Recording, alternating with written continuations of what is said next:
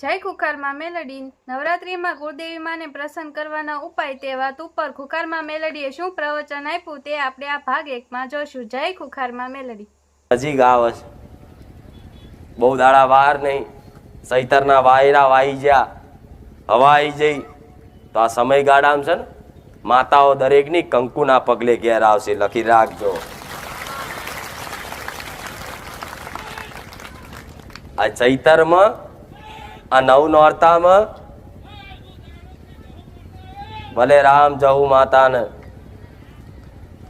આ ચૈતરના નોરતામાં પોતપોતાની માતાની શક્તિ પ્રમાણ ભક્તિ કરજો, દરેક ઉપવાસ કરજો, એને રીઝવવાના કોશિશ કરજો, તમારા ગુનાઓની માફી માગજો. કે માં અમે તો માફી રોજ માગીએ છીએ, માં અમારા બધા ગુના માફ કરી દે છે. પણ બધા ગુના નહીં, વેણી વેણીને એક એક ગુનો માગો, માફી માગો. કે માં ભૂલથી આ મેણું મારી ગયું, માં ભૂલથી આ સોગંદ ખાઈ લીધી. એ રીતે અલગ અલગ અલગ અલગ જેમ વિચાર આવે ને એમાં અલગ અલગ માફી માગો. બધા ટોપલો ભરીને હંગાત ગુના કર્યા હોય માતાને માથે ના પડશો કે લે માં બધા ગુના માફ કરી દે. આ શું ખોટું? આજના માણસો તો બધા આખા ગામના પાપ કર્યા અને કે માં લે તારા શરણે આ બધા ગુના માફ કરી દે, બધા પાપ ધોઈ નાખ. ધોવાઈ જવાય? થાય એવું? તો બધા નહીં માગવા. માં અમને સમજ છે ને એટલું અમે તને માફી માગીશ, બીજું જોણે અજોણેમાં ભૂલ ચૂક થઈ હોય ને તો માફ કરજે. પણ આ નોરતામાં તારા ઉપવાસ કરીશું, તારા ઉપવાસ કરી અને આખા વર્ષ જે તે ગુના થયા છે અમારા વડવાઓના માં માફ કરજે. સ્પેશિયલ એના નોમથી ઉપવાસ કરીશું, અમારે બીજું કશું જોતું? બીજું બધું તો જોતું જ હોય પણ એ સાઈડમાં રાખો. બધાને જોતું જ હોય, એમને તો માતા કોઈને સાંભળે પણ એ મળશે જ, ઓટોમેટિક મળશે. પણ એને સાઈડમાં રાખી, અરજી સાઈડમાં રાખી અને તમારા કરેલા ગુનાની માફી પેટે ઉપવાસ કરવાના છે. કઈ રીતે કરવાના એ બધું કહું છું, પણ ઉપવાસ કરશો ને અને એના નામથી કરશો ને તો દેવી શક્તિને જેથી તમે ગુના કર્યા છે, તમારા વડવાઓ કર્યા છે, નાના મોટી ભૂલ થઈ હશે, તો માતા છે ને કે આ નવ નોરતામાં એક જ આશીર્વાદમાં, એક જ દ્રષ્ટિમાં તમારા બધા ગુના, બધા પાપ બારી ભસ્મ કરી નાખે. એનો માતાઓ કહેવાય. કરી નાખે કે નહીં? માતાજી નોરતા આયા છે તો શું કરવું? નોરતા સમની ભક્તિ કરવી, કેવી રહેણી ગેણી પાડવી એ થોડી સમજ આપી દઉં તો ઘેર જઈ અને મારા કીધા અનુસાર પાલન કરજો. પાલન ના થાય તો કોશિશ કરજો, કોશિશ ના થાય તો મન માતાને પ્રાર્થના કરજો કે માં ઉપવાસ કર્યા છે મારી માતાના, મારી મહાકાળીના નવ નોરતા, પણ માં થોડી સહાય કરજે. ખુખાર મેલડી નોરતા પૂરા થશે ને ઉપવાસ સફળ થશે ને માં તો તને શ્રીફળ, ચુંદડી, અગરબત્તી અને કંઈક પેડા ધરાઈશું. તો તમારા ઉપવાસમાં તમારું ધ્યાન રાખીશ, તમારી કેર કરીશ. ઇંગ્લિશમાં એવું કે ને એમ તમારે હાચવીશ તમને. ઉપવાસના સમયગાળામાં 24 કલાક તમે મને સોંપ્યો છે ને કાર્ય, તો 24 કલાક તમારી આજુબાજુ રહીશ. તમારા મનમાં કોઈ ખોટા વિચાર નહીં આવવા દઉં, તમારા મુખેથી કોઈ અપશબ્દ, ખરાબ શબ્દ નહીં બોલવા દઉં, તમારા તનથી કોઈ અપવિત્રતા નહીં આવવા દઉં. આ તન, મન અને વચન, આ 3 વસ્તુથી 9 દાડા જો કદાચ પાલન રાખ્યું ને તમારી માં બાથમાં ગાલ દેશે. આવું કહું છું મેલડી. તો બધાના ઘેર અતાર દીવા થાય છે.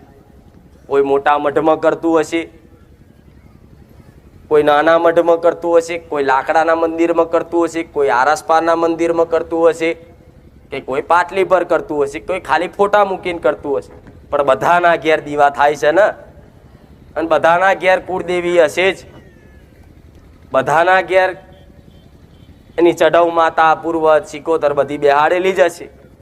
પણ આ નોરતા એ ખાલી દેવી શક્તિના છે, જે તમારા બાપ દાદાની પૂજેલી માતાઓ ઘેર બેઠી છે. હવે કેટલા દાડા રહ્યા? 2 દાડા, 3 દાડા, 2 દાડા ને. તો આજે કહું ને તો કાલે જ પાલન કરજો. તો વચ્ચે થોડું આજે અડધા તો એટલે જ આવ્યા છે કે મારી આ પ્રવચનમાં કહી દે થારું અમારું.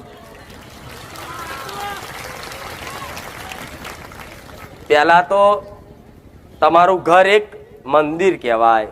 વાપર્યું છે ને કે ઘર એક મંદિર છે. તો તમારા ઘરના મંદિર સમજી અને તમારું ઘરની આખી સાફ સફાઈ કરજો, ચોખ્ખાઈ કરજો. જેમ કે દિવારે ચેવા બાવા ચોટેલા હોય તો બાવા સાફ કરે, ધૂળ ચોટેલી તો ધૂળ સાફ કરે.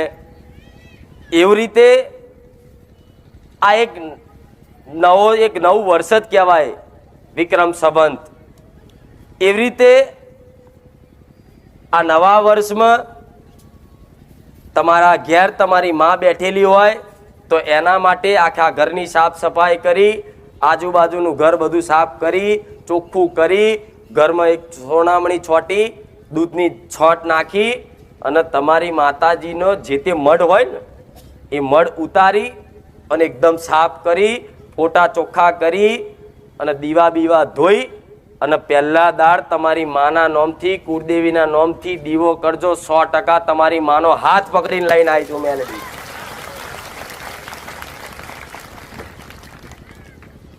પહેલા તો ઘર ચોખ્ખું કરજો.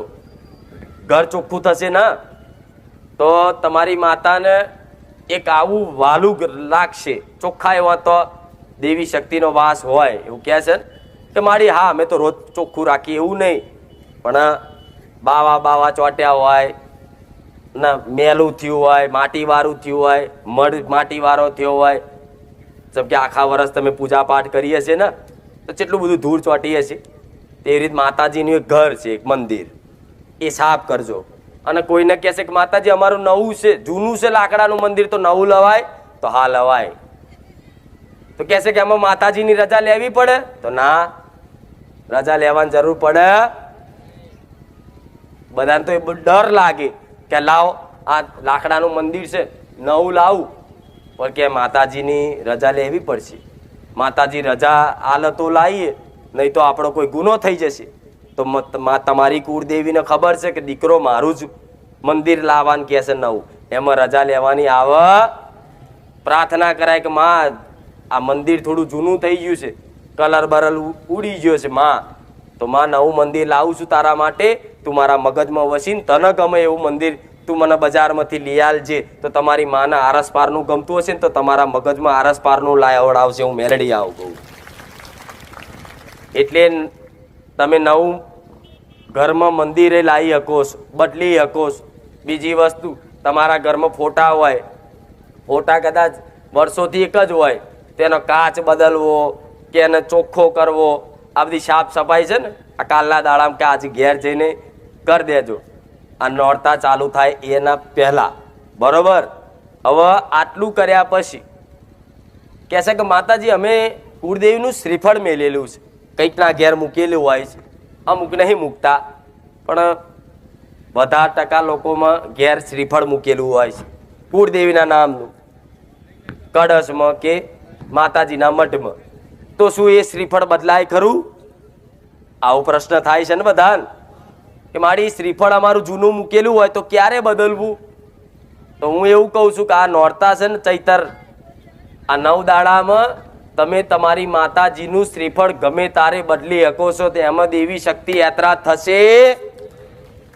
એટલે કોઈક ભુવા એવું શીખવાડે કે ના આપણે તો આસોની આઠમે બદલાય છે, તો તમારું મન એવું કહેતું હોય ને કે શ્રીફળ જૂનું થઈ ગયું છે મારે બદલવું, તો તમારી કુળદેવીને પ્રાર્થના કરી અને જે જૂનું શ્રીફળ હોય એને લઈ અને નવા શ્રીફળની લાલ કપડામાં એક નારાછડી બાંધી અને કળશમાં મૂકી ચાલના કરી અને 9 દાડા કે ચૈતરનો આખો મહિનો તમને જે યોગ્ય લાગે એ પ્રમાણે એની ભક્તિ કરશો ને શ્રીફળની, તે શ્રીફળમાં તમારી માઇન્ડ બેહી જશે. લખી રાખજો, મેરડી આવું કહું.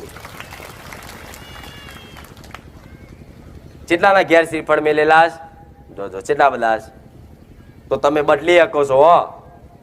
કદાચ કોઈએ આસોની આઠમના આસોના નોરતામાં કદાચ બદલ્યું હોય તો ચાલે, પણ તમને એવો વિચાર આવતો હોય કે મારે શ્રીફળ બદલવું તો બદલી શકાય.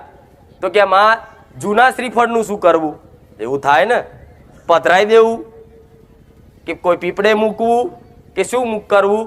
તો જૂનું શ્રીફળ તમારી માતાજીનું ઘેર મૂકેલું હોય અને નવું શ્રીફળ મૂકો ને એ ટાઈમે તમારી માતાને પ્રાર્થના કરી કે માં આ શ્રીફળમાંથી તું આ શ્રીફળમાં આવી જા, અને જે જૂનું શ્રીફળ હોય ને એને ફોલી અને એનો જ પ્રસાદ કરીને એને વધેરી દેવાનું. હું મેલડી આવું કહું છું. એટલે તમને પધરાવાનો કોઈ દોષ લાગે? પધરાવો તો કદાચ દેવી શક્તિ યાત્રા જ થાય, કોઈ પણ દેવી શક્તિનું શ્રીફળ પધરાવાય, પણ આપણે જૂનું હોય એને ફોલી દઈએ અને પછી એને તે વધેરી કે એમાં સ્વીકાર કરજે આ તારું તને આલું છું. ભલે અંદરથી કદાચ નારિયેળ ના નીકળે હું કહી ગયું હોય ને તોય ચાલશે, સ્વીકાર કરી લે છે. બરોબર. હવે શ્રીફળ મૂક્યા પછી તમારી જે પૂજા વિધિ હોય, મને બહુ વધારે નહીં કહેવું, તમે એટલા બધા ડફોર નહીં કે પૂજા કેમની કરવી એ ખબર ના પડે. 5 ચાલા કરવા, સાથીઓ દોરવો, ચોખા ઘઉંથી એના વધામણા કરવા, એ બધી તમને સમજ છે એટલે એ બધું નહીં કહું, પણ સીધી વાત કહી દઉં છું. એ કળશ મૂકો ને તારે તમારી માતાજીનો ભલે આખું વર્ષ તમે અખંડ દીવો ના કરતા હોય, આખું વર્ષ તમે 2 ટાઈમ દીવા કરતા હોય, પણ આ 9 દાડા તમારી કુળદેવીનો અખંડ દીવો 100% રાખજો ને રાખજો. આ મારો હુકમ છે. એ કળશ મૂકી અને એની આગળ અખંડ દીવો ચાલુ કરો કે માં આખું વર્ષ તો અખંડ નહીં કર્યો, પણ માં આ 9 દાડા તારા અખંડ દીવા રાખીએ છીએ, બિરાજમાન થજો. તમારી માં 100% તમને એવો આભાસ કરાવશે આ નોરતામાં કે મારી મહાકાળી મારા ઘેર સાક્ષાત બેઠી છે, મારી ચામુંડા મારા ઘેર હાજરા હજુર બેઠી છે. આવી અનુભૂતિ ના કરાવો ને તો મને મેલડીને ફટ કહેજો, ગોડા હું મેલડી આવું કહું. એટલે એવી રીતે પૂજા કરી અને કહે છે કે માતાજી ઉપવાસ કઈ રીતે કરવા? તો પહેલી ઉપવાસ શું છે એ થોડી સમજ આલું. કદાચ સમજ હશે જ, કંઈક હોશિયાર દીકરાઓ છે, જ્ઞાનવાળા છે જેને સમજ પહેલેથી છે, પણ છતાંય તે મારું જ્ઞાન આલું તમને ગળે ઉતરે એવું કે ઉપવાસ એટલે શું? ઉપવાસ એટલે હમણાં કીધું ને તન મન અને વચનથી પવિત્રતા રહેવું એનો ઉપવાસ કહેવાય. તો કહેશે કે માતાજી નકોડા કરવાના, કેટલા ટાઈમથી કેટલા ટાઈમ સુધી કરવાના? તો અમુક રાતે 12 વાગે ચાલુ કરે ને બીજે દાડ 12 વાગે. પણ હિન્દુ ધર્મના અનુસાર સૂર્યોદયથી સૂર્યોદય 6 થી 6 વાગ્યા સુધી આ રીતે ઉપવાસ કરાય. આપણે 12 વાગ્યાનો ટાઈમ હિન્દુ ધર્મમાં નહીં છે. 12 વાગે તો બધું ફોરેનમાં ચાલે છે, 12 વાગ્યા પછી કેલેન્ડર બદલાય. અહીં નહીં, આ તો વિક્રમ સંવંત વાળો દેશ છે. એટલે અવારમાં જ્યારે ઉગતો પહોર થાય ને, જ્યારે હું મેલડી મારા સૂર્યનારાયણના રથડામાં બેહીને આવું ને એ સમયગાળાથી બીજે દાડનો એ સમયગાળો ના આવે ત્યાં સુધીના ઉપવાસ કહેવાય. હવે ઉપવાસમાં મારી નકોડા કરવાના કે એક ટાઈમ જમવાનું? તો હું એવું કહું છું, નકોડા થતા હોય ને કરતા હોય કરજો, પણ ના થતા પહેલી વાર કરતા હોય ને એના માટે એવું કહું છું એક ટાઈમ તમે ખાઈ શકો છો. મેલડી આવું કહું એ તે એક ટાઈમમાં તે એવું ખાવું એ ખાસ કહીશ. આખો દિવસ ઉપવાસ રાખ્યો તો પાણી પીવો, થોડું કદાચ કોઈ જ્યુસ પીતું હોય, કોઈ ફ્રૂટ ખાતું હોય, કોઈ વાંધો નહીં. એની થોડી છૂટી છે, મારો રોમ હાલે છે કે ભાઈ ખાઈ શકસ, સાત્વિક ભોજન થોડું ખાઈ શકસ, જેને રહેવાતું ના હોય એના માટે. રહેવા વાળા તો રહેશે, નકર ઉપવાસ કરીને આખા ગામની ફરારી વેફરો ખા કરે એનું નહીં. પણ તમે કોઈ ફ્રૂટ ખાઈ શકો, કોઈ ફળ ખાઈ શકો સાત્વિક, જેથી તમારા અંદર કોઈ ગુણો પ્રભાવ ના પડે એના માટે સાત્વિક ખાઈ શકો. કેળા સફરજન થોડું, અને પછી હોજે જ્યારે 7 વાગે સૂર્યાસ્ત થાય ને એ ટાઈમે તમારી કુળદેવીની આરતી કરો, એની પૂજા કરી એની આરતી કરી અને પછી તમારા ઘેર જે બનાવ્યું હોય ને એને ધરાઈ અર્પણ કરી અને પ્રસાદ પેટે એ કદાચ લેશો ને અને એ પ્રસાદ તમે ખાશો ને તો ભગવાનના દરબાર સુધી તમારો એ ઉપવાસ લેખે ભરશે. હું મેલડી આવું કહું. હવે કહે છે કે માતાજી ઉપવાસમાં હોજે શું ખાવાનું? તો દાળ ભાત પૂરી શાક બધું ખાઈ શકો છો એક ટાઈમ તમારી માતાજીને ધરાયા પછી. પણ એમાં જો બહુ મસાલેદાર નહીં, બહુ તીખું નહીં, એકદમ સાત્વિક. જેમ તમે ક્યાંય બહાર ધામે તો ફરવા જ્યા છો ને, બાપા સીતારામ કે પછી જલારામ બાપાએ કે સ્વામિનારાયણ મંદિરમાં જયા છો ને, ઘણા જ્યાં છે. તો ત્યાં ખીચડી હોય તો કેવી હોય? એકદમ મોરી મોરી સાત્વિક. એવું સાત્વિક ભોજન બનાવીને ઓછું મસાલેદાર, ડુંગળી લસણ વગરનું. આમ આડા દાડે તમે ડુંગળી લસણ વાળું મંચુરિયન બધું ખવડાવો છો એ ચાલશે માતા. પાલક પનીર ને બધું જે ભાજી પાવ જે ખવડાવો ચાલશે, એ ભાવથી ખવડાવો. પણ આ 9 દિવસમાં અને બધા નિયમ છે, નીતિ નિયમ છે. એટલે આ 9 દિવસમાં ડુંગળી લસણ વગરનું એકદમ સાત્વિક ભોજન, ઓછું મસાલેદાર તમારી માતાજીને ધરાઈ અને પછી એ જ તમે ભોજન કરજો. 100% કહું છું, તમારો ઉપવાસ ભગવાનના દરબારમાં લખાશે લખાશે લખાશે. તો કહે છે કે માતાજી ઉપવાસ કરીને પછી બહારથી લાવવું હોય ના લવાય. તો અમુક ઉપવાસ કરે પછી હોટલનું લાઈન ખાય, મતલબ નહીં. એના કરતા પછી ના થતા હોય તો કે મારી નહીં થાય, હાથ જોડીને રહેવું. પણ કરવા જરૂરી છે. ના કરો એના કરતા કરો એ બહુ મોટું ફળ આલશે. ના કરવા વાળાને ફળ મળે ધીરે ધીરે, પણ વાર લાગે. પણ આ જલ્દી થોડો ગલ્લો ભરાશે. આ શું ખોટું? પેલું 12 મહિના લાગે, 6 મહિના 3 મહિના ભરાશે. એટલે આટલું કરજો. કરશો ને? કેટલા કરશે? ભલે રામ, કોઈ વાંધો નહીં. ના થાય તો એ વાંધો નહીં, વચન નહીં લેતી. પણ આ તો કઈક ભાવિકોને એવું કહેવું હતું કે માતાજી કહેજો અમને કઈ રીતે કરવું, તો આ શીખવાડ્યું. બરોબર? હવે 9 દિવસ પહેલા દાડથી શરૂઆત એવી કરજો કે બહુ ગારો બોલતો હોય ને બહુ ખરાબ વાતો કરતો હોય ને એની જોડે બેહવું. આ શું ખોટું? નકર જો એની જોડે બેઠા અને એની વાતોમાં આવીને કોઈ ગુસ્સામાં આવીને કે ગમે તે મોઢામાંથી ગાર નીકળી જાય ને, તે ઉપવાસ ફેલ. વચનથી તમે અપવિત્રતા થઈ જાય, બોલી નાખી ગાર, ખરાબ શબ્દ નીકળી ગયો, દેવી શક્તિ યાત્રા થાય કે તે તો સંકલ્પ કર્યો કે મા તન મન વચનથી શુદ્ધતા રાખીશ, તો ગાર ચમ બોલ્યો. દીકરીઓમાં કઈક બોલી જાય છે, જોઉં છું. પણ ધ્યાન રાખવું. કોઈ ગારો વાળું હોય, કોઈ તમને જેને જોઈને તમને ચીડા ગુસ્સો આવતો હોય એવા વ્યક્તિ જોડે વાત નહીં કરવી કે હોમે નહીં જવું. અને બોલન તોય તે સહન કરી લેવાનું. માતાજીને પ્રાર્થના કરે કે મારી આ ઉપવાસના ટાઈમે કે આ બખારા કરે છે, માં હાચવી લેજે. નકર આ બધી માયા છે ને, નડવા વાળા દેવ જે તમને નડતર રૂપ થાય છે ને તાર, એ બધા દેવ છે ને, આ બધા તમે ઉપવાસ કરશો ને તો તાકીને બેઠા હોય રાક્ષસ જેવા દેવ. ઉપવાસ કર, ભંગ પડાવું. એટલે ઉપવાસના દાડે કકરાટ કરાવવાનો, ઝઘડો કરવાનો, ગારા ગારી થઈ જાય, ઉપવાસ દેવી શક્તિ જતી રહે, નાહી જાય બહાર. આ તો આખી નરી ગારો જ બોલ કરે, લેણ મારું કામ નહીં. નાહી જાય કે નહીં? મહાકાળી બહાર જતી રહે, ચામુંડાઈ જતી રહે, બહુચરી જતી રહે કે નહીં? જો ઘરમાં ગારાગારી થતી હોય, નોરતામાં માતા કંકુના પગલે તમે બોલાવી હોય અને ઘરમાં કકરાટ કંકાસ કરો, ઝઘડો કરો, ગારાગારી કરો, માતા સટકી જાય. જા આઈશ, આવતા ચૈતરમાં બોલાઈશ તાર.